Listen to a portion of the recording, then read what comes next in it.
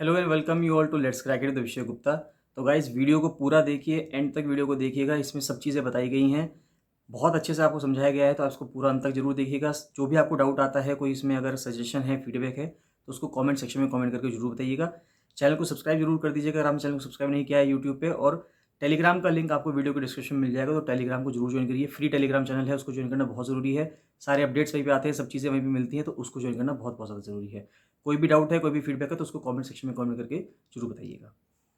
Let's crack it का ये channel जो यूट्यूब पे है, उसको जरूर से जरूर सब्सक्राइब कर लीजिए। यहाँ से सब्सक्राइब का बटन दबा दीजिएगा और यहाँ से सब्सक्रिप्शन के बाद ऑल का बटन भी दबा दीजिएगा, जिससे कि सभी नोटिफिकेशंस आपको रेगुलर बेसिस पे मिलते रहें। ये वाला जो टेलीग्राम चैनल है, इसको जरूर से जरूर ज्वाइन कर लीजिए। ये टेलीग्राम चैनल आपको सर्च करने में मिल जाएगा। जैसे ही आप ये लिखेंगे let's crack it the Vishay Gupta बिना किसी स्पेस के, तो ये चैनल आ जाएगा और इस चैनल को आप ज्वाइन कर सकते हैं। गाइस, स्वागत है आपका let's crack it the Vishay Gupta के यूट्यूब चैनल पर। और हम पढ़ने जा रहे हैं 16 जनवरी के डेली करंट अफेयर्स। बहुत ही इंपॉर्टेंट और बहुत ही महत्वपूर्ण करंट अफेयर्स हैं। इनको आप अंत तक देखते रहिएगा, रेगुलर बेसिस पे देखते रहिए, कि जिससे कि आगे आने वाले एग्जाम्स में सभी में ये आपको बहुत ज़्यादा मदद करने जा रहे हैं। और बहुत इंपॉर्टेंट करंट अफेयर्स है, क्योंकि करंट अफेयर्स का सेक्शन बहुत बड़ा रहता है और सभी एग्जाम्स में इससे सवाल पूछे जाते हैं। तो साथ साथ बताना चाहूँगा इसकी कनिष्ठ सहायक के एग्जाम के लिए, आर सचिवालय के लिए, लोअर पीसीएस और अपर पीसीएस के लिए फुल प्रिपरेशन बैच चल रहा है। तो इसको आप ज्वाइन कर सकते हैं। इन करंट अफेयर्स की डेली बेसिस पे आप पीडीएफ्स ले सकते हैं रिवीजन करने के लिए, और daily MCQ practice paid group चल रहा है, उसको भी आप ज्वाइन कर सकते हैं। इन सब कोर्सेज में एनरोल करने के लिए आप 7665804421 पर कॉल या मैसेज कर रहिएगा। तो चलिए स्टार्ट करते हैं। सबसे पहले GS2 से न्यूज़ आ रही है, क्रिएट इन इंडिया। तो जो गेमिंग सेक्शन है, एनिमेशन है, तो उनका कहना ये है कि भारत में क्रिएट करें। तो एक क्रिएट इन इंडिया कैंपेन चलाया जा रहा है, जिसका एक्सक्लूसिव फोकस किस चीज़ पे है? कंटेंट क्रिएशन पे है, जो कि अपना आप में एक इंटरनेशनल प्लेटफॉर्म है। किसका? एनिमेशन का, विजुअल इफेक्ट का, गेमिंग का या कॉमिक्स का जिसका एम है अट्रैक्टिंग फॉरेन डायरेक्ट इन्वेस्टमेंट, की FDI अट्रैक्ट किया जाए भारत के अंदर। को प्रोडक्शन ट्रीटीज़ हों, इनोवेशन हो यानी कि नवाचार हो, और कोलैबोरेशन हो किसके साथ? इंटरनेशनल काउंटर पार्ट्स के साथ। यानी कि अगर हम देखेंगे यूनाइटेड स्टेट्स ऑफ अमेरिका में देखें, USA में, हॉलीवुड में देखें, या यूनाइटेड किंगडम में देखें, तो वहाँ की इंडस्ट्री जो एनिमेशन होती है उसके अंदर बहुत ज़्यादा उत्कृष्ट काम करती है। लेकिन भारत के अंदर अभी इतनी उत्कृष्टता इस फील्ड में नहीं है, तो उसके लिए भारत प्रयास कर रहा है। These are among the recommendations in the report of a task force. तो एक टास्क फोर्स बनी थी इस सेक्शन के लिए, AVGC के लिए, यानी कि एनिमेशन, विजुअल, गेमिंग, है ना, इनके लिए जो टास्क फोर्स बनी थी, उसने ये कहा है कि हमें इंटरनेशनल कोलैबोरेशंस करने होंगे और दूसरे देशों से जो एक्सपर्टीज़ है उसको प्राप्त करके भारत के अंदर FDI को लाना पड़ेगा। The task force has proposed a national AVGC extended reality mission, जिसका बजट आउटले जो है वो कितना है? To be created for the integrated promotion. यानी कि बजट आउटले बनाना पड़ेगा, इसके लिए बजट सरकार को निकालना पड़ेगा, ये कहना चाह रहे हैं जो टास्क फोर्स कमेटी के लोग हैं। फिर कहा जा रहा है यूपी का जो मेन्यू है उसमें food streets serving pan India fair, यानी कि यूपी में कहा जा रहा है कि अब इस तरह से सड़कों बनाई जाएंगी जहाँ पर जो स्ट्रीट फूड हुआ करेगा वहाँ पे पूरे भारत का खाना वहाँ पे मिला करेगा। यानी तमिलनाडु में जो बनता है, वेस्ट बंगाल में जो स्ट्रीट फूड मिलता है, वो यूपी के अंदर भी मिलेगा। तो bind by the positive feedback receive from the month long Kashi Tamil Sangamam. तो जो जो ये संगमम हुआ है काशी का और तमिल का, इसकी सक्सेस के बाद अब भारत सरकार चाहती है यूपी के अंदर ऐसा भी हो, कि जो यूपी गवर्नमेंट है उसका प्लान ये है कि हम क्रिएट करें फूड स्ट्रीट्स, यानी कि पूरी स्ट्रीट्स पे आपको खाना मिलेगा इन वेरियस सिटीज़, यूपी के अलग अलग शहरों में, to introduce residents and tourists to cuisine from different states of India. कि भारत के अलग अलग राज्यों का जो कुजीन है वो आपको कहाँ पे मिल जाए? यूपी में ही मिल जाए। चीफ मिनिस्टर योगी आदित्यनाथ ने इसके लिए कल्चर मिनिस्ट्री से बात भी करी है, हाउसिंग डिपार्टमेंट के साथ काम करने के लिए कह रहे हैं, and various authorities and prepare an action plan, कि एक एक्शन प्लान इसके लिए तैयार किया जाए for creating such food streets in cities that will serve dishes from various states. तो अलग अलग स्टेट से जो डिशेज हैं वो वहाँ पे प्रोवाइड की जाएंगी। The project will likely materialise in major cities. कुछ जो मेजर सिटीज़ हैं वहाँ पे प्रोजेक्ट चलेगा, जैसे कि लखनऊ में, प्रयागराज में, कानपुर, आगरा, बनारस, बिफोर दी महाकुंभ, जो कि प्रयागराज में होना है कब? 2025 में। नेक्स्ट आता है जो रिसर्चर्स हैं उनका कहना यह है कि जो लोग बीडी बनाने का काम कर रहे हैं वो एक हजार्डियस प्रोसेस है, यानी कि बहुत ही खतरनाक प्रोसेस है, तो उसको एक हजार्डियस प्रोसेस में डाल देना चाहिए, जिससे कि लोगों को या तो उससे दूर रखें, उन लोगों को रिहेबिलिटेट करें, दूसरे कामों में व्यस्त करें, या उनको कुछ वहाँ पे उनके लिए कुछ होना चाहिए, ये कहना चाह रहे हैं रिसर्चर्स।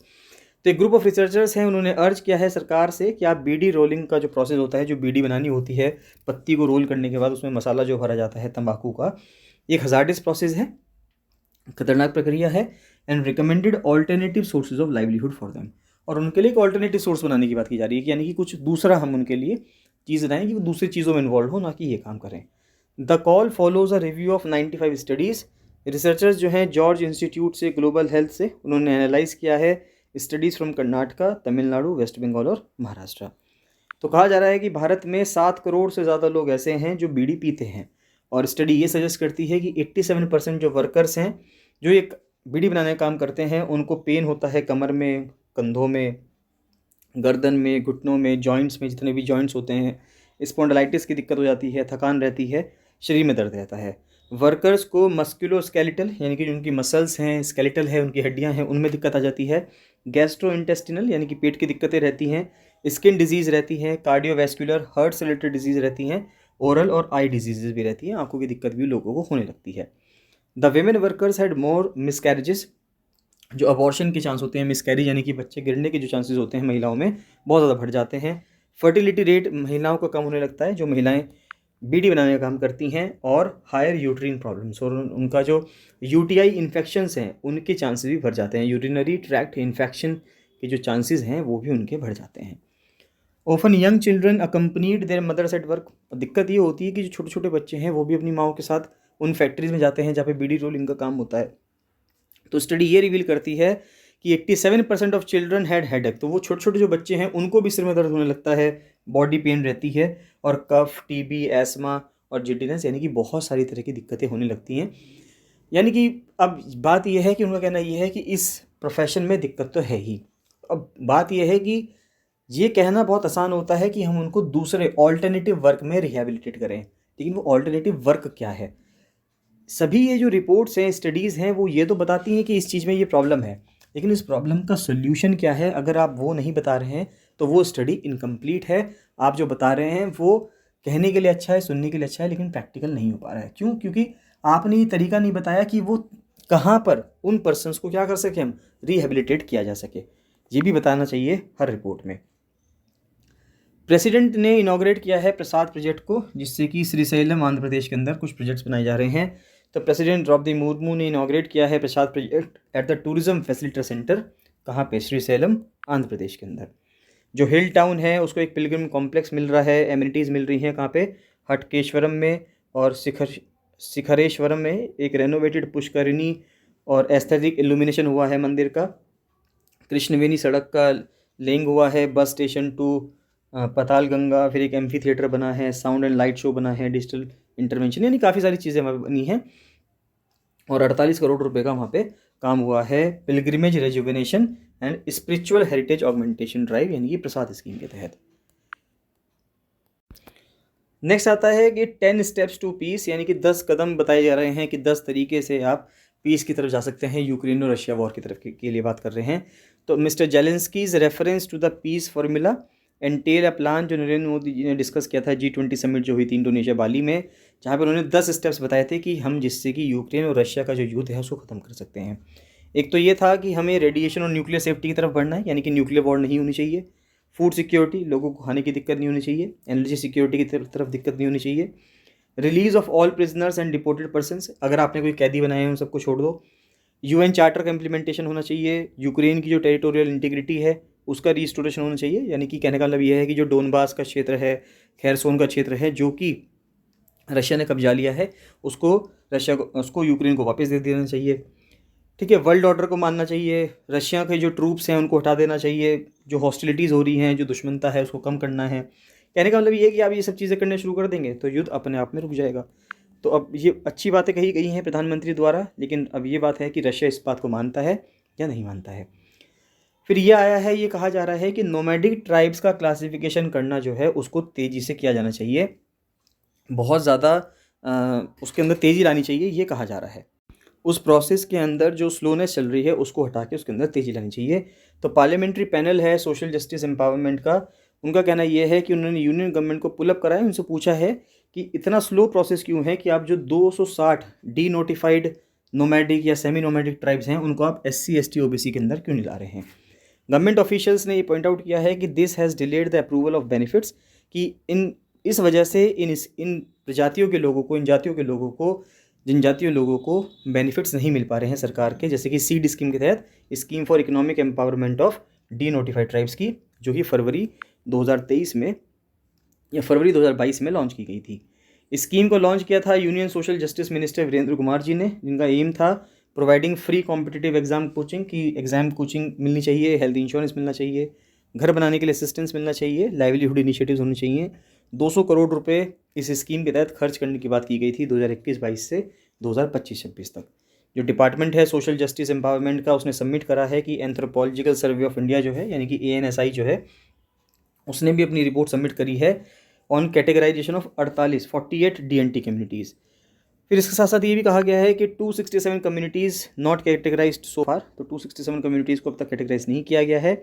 जो एंथ्रोपोलॉजिकल सर्वे ऑफ इंडिया है उसने 24 कम्युनिटी पे स्टडी कर ली है, 12 पे वो कर रहा है। Further ANSI is finalising studies on 161 communities and is expected to finish studying the remaining communities by the end of 2022। फिर 10 करोड़ से ज़्यादा Indians from over 1400 communities are either denotified. ये कहा जा रहा है कि 10 करोड़ भारतीय जो हैं 1400 कम्युनिटी में से वो या तो डी नोटिफाई हैं, या नोमैडिक हैं, या सेमी नोमैडिक हैं। ऑफ दिस जो इदाते कमीशन, ये ध्यान रखना है आपको, इदाते कमीशन किससे रिलेट करता है, डी नोटिफाइड ट्राइब से रिलेट करता है। उसने 1262 कम्युनिटीज़ को SC ST OBC लिस्ट में डाला था और 267 कम्युनिटी को अनकैटेगराइज्ड छोड़ दिया था, यानी कि उन लोगों को ना तो SC में, ना ST में, ना OBC के अंदर डाला था।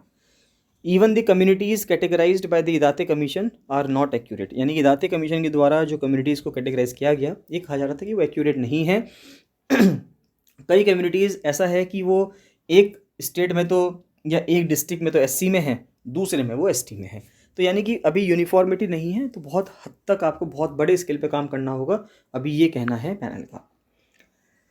फिर नेक्स्ट आता है GS3 से डिफेंस से न्यूज़ है, जो हमारे कैरियर्स होते हैं। कैरियर्स का मतलब है कि जो ऐसे जहाज़ हैं, जो बड़े बड़े शिप्स होते हैं, जो किसको कैरी कर सकते हैं, एरोप्लेन्स को कैरी कर सकते हैं, फाइटर जेट्स को कैरी कर सकते हैं, तो उनका क्लासिफिकेशन कैसे होता है। तो इन टर्म्स ऑफ साइज़ के माध्यम से अगर हम कहें तो एयरक्राफ्ट कैरियर्स जो हैं वो लाइट भी हो सकते हैं, मीडियम भी हो सकते हैं, लार्ज या सुपर कैरियर्स भी हो सकते हैं। तो लाइट कैरियर्स वो होते हैं जिसके ऊपर 25 एयरक्राफ्ट जा सकते हैं, मीडियम साइज़ वन वो होते हैं जिनमें 30 से 50 एयरक्राफ्ट जा सकते हैं, और बड़े वो होते हैं जिनके ऊपर 90 से ऊपर अगर आप एरोप्लेन्स वहाँ पे लेके जाएंगे। फिर आता है रोल के, अगर हम उसमें देखें तो वो अब फ्लीट में भी कैटेगराइज हो सकते हैं, एस्कॉर्ट में भी, एयर डिफेंस में भी, एम्फीबियस असॉल्ट में, एंटी सबमरीन वारफेयर में भी, इन सभी तरह के कैरियर्स के अंदर वो कैटेगराइज हो सकते हैं, यानी कि ये शिप्स की बात की जा रही है। मैथडोलॉजी अगर देखें किस तरह से वो काम करते हैं, तो जैसे कि वो एयरक्राफ्ट को कैसे लॉन्च कर रहे हैं और कैसे वापस से उसके ऊपर वो लैंड हो रहा है, तो उसके ऊपर डिपेंड कर सकता है कि वो catapult assisted take off but arrested recovery है, कैटोबार है क्या, या शॉर्ट टेक ऑफ है लेकिन अरेस्टेड रिकवरी है, स्टोबार है क्या, या vertical oblique short take off and landing है, यानी कि वी स्टॉल कैरियर्स हैं। तो भारत ने जो पहला एयरक्राफ्ट कैरियर बनाया था INS विक्रांत, जो ब्रिटिश बिल्ट था, INS विक्रांत IAC-1 से पहले, वो 19,000 टन का था, कैटोबार टाइप था और लाइट कैरियर डिज़ाइन था, क्योंकि इट कुड कैरी बिटवीन 21 से 23 एयरक्राफ्ट, क्योंकि उसके अंदर 21 से 23 एयरक्राफ्ट आ सकते थे, हेलीकॉप्टर्स इंक्लूड करके। फिर उसका जो रिप्लेसमेंट किया गया INS विराट 28,000 टन का था, वी स्टॉल टाइप था, light fleet air defence carrier था, जिसका एयर विंग 26 से 30 एयरक्राफ्ट का था। फिर सी हैरियर एयरक्राफ्ट जो है also possessed dedicated and land attack capability. फिर INS विक्रमादित्य जो कि रशिया के द्वारा बनाया गया था, ये दोनों के जो हैं पहले ब्रिटिश बिल्ट थे, फिर INS विक्रमादित्य रशिया के द्वारा बनाया गया था, ये 45,000 टन का था, medium sized STOBAR type aircraft carrier था, जिसमें फ्लीट एयर डिफेंस और लैंड अटैक के लिए दोनों के लिए इसको इस्तेमाल किया जा सकता था। फिर INS विक्रांत जो भारत ने खुद बनाया, वो लगभग इसी साइज़ का है INS विक्रमादित्य के। जो कमीशनिंग हुआ है INS विक्रांत का सितंबर में 2022 में, demonstrated India's capability to design and build the largest and most complex of warships.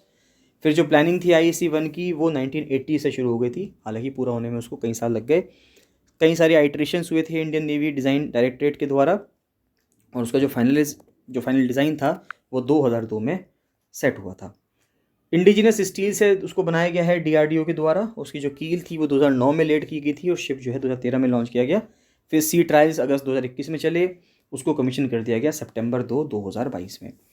जो एलैबोरेशन है इस टाइमलाइन का, is to show the time and the effort that went into the design. अब इस समय समय लगता है कि 30-40 साल इनको लग गए हैं, तो इतने समय में इतनी ज़्यादा डेडिकेशन चाहिए और टाइम लगता है, एफर्ट्स लगते हैं उसको डिज़ाइन करने में, कंस्ट्रक्ट करने में, उसका ट्रायल करने में।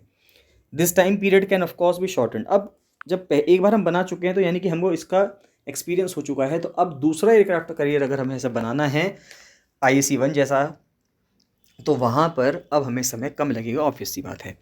तो जो एक्सपर्टीज़ हमने गेन करी है इसके डिज़ाइन से, कंस्ट्रक्शन से IAC-1 के, इससे अब हम आगे आने वाले शिप्स में फास्टर डेवलपमेंट कर पाएंगे। तो due to the smaller and relatively less capable air wing carried on its first 4 carriers as compare to other carrier capable navies, भारतीय नेवी ने एक एनविसाज किया था, परिकल्पना की थी, हम एक बड़ा बनाएंगे INS विक्रांत से बड़ा, लेकिन अभी कहा जा रहा है कि INS विक्रांत से बड़ा ना बना के INS विक्रांत ही बनाते हैं एक और, जिससे क्योंकि जो हमें एक्सपीरियंस मिला हुआ है उसके बेस पे हम जल्दी एक और एयरक्राफ्ट कैरियर बना पाएँ। तो ये टनेज की बात की जा रही है। This is the tonnage of aircraft carriers operated by advanced navies, जैसे कि UK, रशिया, चाइना, फ्रांस और US से। क्योंकि US की जो नेवी है वो तो ऑपरेट कर रही है एक nuclear powered super carrier. Super carrier का मतलब ये हो गया कि 90-100 प्लेन उसके ऊपर आ सकते हैं। 1,00,000 टन का वो पानी जो है, वो इतना वजन है उसमें कि 1,00,000 टन पानी जो है वो वहाँ से डिस्प्लेस करेगा समुद्र में से। It would also ensure that India finally achieves the goal of having 3 aircraft carriers, a target that has remained elusive since the first naval plan papers in 1948. फिर आ रहा है कि in the long term India should not lose sight of the fact that China's first 2 aircraft carriers displace over 65,000 ton. China के पहले जो 2 aircraft carrier हैं वो 65,000 ton हटाते हैं। तीसरा इंडिजिनसली डिज़ाइन जो कैरियर है फ्यूजियान, वो 85,000 टन हटाता है, और एक पॉसिबल एयर विंग है 60 ऑड एयरक्राफ्ट का, यानी कि 60 एयरक्राफ्ट उसके ऊपर आ सकते हैं। फिर चाइना की फ्यूचर प्लान ये है कि एक 7 शिप करियर फोर्स उसको बनानी है और एक सुपर करियर भी बनाना है 1,00,000 टन का। फिर इकोनॉमिक से न्यूज़ आ रही है कि ट्रेडमार्क क्या होता है। तो एक ट्रेडमार्क एक डिस्टिंक्टिव साइन है या इंडिकेटर है जो एक बिजनेस कंपनी यूज़ करती है जिससे कि उसका प्रोडक्ट दूसरे प्रोडक्ट से अलग हो सके। It serves as a badge of origin, यानी कि बैज ऑफ ऑरिजिन के रूप में सर्व करता है, exclusively identifying a particular business as a source of goods और सर्विसेज। फिर एक बात आती है स्ट्रॉन्ग ट्रेडमार्क की। स्ट्रॉन्ग ट्रेडमार्क क्या होता है? A mark is set to be strong. एक मार्क तब स्ट्रॉन्ग होगा जब वो बहुत ज़्यादा वेल नोन होगा, यानी बहुत लोगों को उसके बारे में पता होगा, and has acquired a high degree of goodwill. जो डिग्री है प्रोटेक्शन की of any trademark changes with the strength of the mark. Stronger the mark, जैसे जैसे मार्क स्ट्रॉन्ग होगा, the higher the requirement to protect it.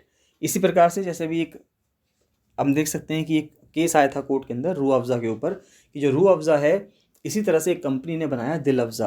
तो अब बात ये आ रही है कि रूह अफ़ज़ा यानी कि हमदर्द कंपनी का कहना यह था कि हमारे जैसा कॉपी करने की कोशिश कर रहे हैं, और अगर उन्होंने क्वालिटी ख़राब दी तो लोगों के दिमाग में लोग इतना नहीं समझ पाएंगे कि ये दिल अफ़ज़ा है या रूह अफ़ज़ा है। लेकिन रूह अफ़ज़ा में क्या हो जाएगा, लोगों को बहुत ज़्यादा कि रूह अफ़ज़ा की ब्रांड वैल्यू कम हो जाएगी अगर दिल अफ़ज़ा ने अपनी क्वालिटी ख़राब कर दी तो Rooh Afza requires more protection as it is more likely to be subjected to piracy by those who seek to draw an undue advantage। कुछ क्वेश्चंस आते हैं। सबसे पहला सवाल आता है कि एक पोस्ट फेसिस्ट कंट्री था दिसंबर 1978 से स्पेन ने फॉर्मली रिकॉग्नाइज किया, रीजनलाइज किया यूनिटरी स्टेट को with limited autonomy for nationalities, which regions head of government is called the lehendakari in its native language. तो ये बास्क्यू रीजन है स्पेन का, और उसको यूएसकारा लैंग्वेज वहाँ पे वो बोलते हैं। फिर आता है क्यूबा के रिवॉल्यूशनरी लीडर थे एक Fidel Castro, originated from this autonomous region of Spain. तो स्पेन के इस रीजन से वो ओरिजिनेट हुए थे। फिर क्यूबा आए स्पेनिश मिलिट्री के रूप में, और फिर बाद में द फॉर्मर उरुग्वेन प्रेसिडेंट जो थे has ancestors from this region. उस रीजन से जो उरुग्वे के प्रेसिडेंट हैं उनका भी ताल्लुकात हुआ करता था। तो वो कौन है, रीजन क्या है, उसका नाम है गलीशिया। फिर आता है name of this province originates from an Arabic word. एक अरेबिक वर्ड से इस जगह का नाम जो है निकला है, that is derived from the name of the Vandals, जो एक जर्मनिक पीपल है who first inhabited what is now the southern part of Poland. The Poland का हिस्सा है ये, इसका नाम है अंडलूशिया। फिर आता है 2021 में जो नोबेल लॉरिएट रहे हैं Amartya Sen, won this award that is named after the heir apparent to the throne of Spain. तो इसको बोलते हैं princess of Asturias award, Asturias. और टेनिस प्लेयर हैं राफेल नडाल, ये भी इस प्रोविंस से बिलोंग करते हैं स्पेन की। क्या नाम है उसका नाम है बेलेरिक आइलैंड्स। तो वहाँ से हैं राफेल नडाल। तो इसके साथ ही करंट अफेयर्स कंप्लीट होते हैं गाइस। इसमें आपको कोई भी डाउट, फीडबैक, सजेशन है तो कमेंट सेक्शन में कमेंट जरूर कीजिएगा। चलिए बाकी मिलते हैं नेक्स्ट वीडियो में। So thank you and bye bye.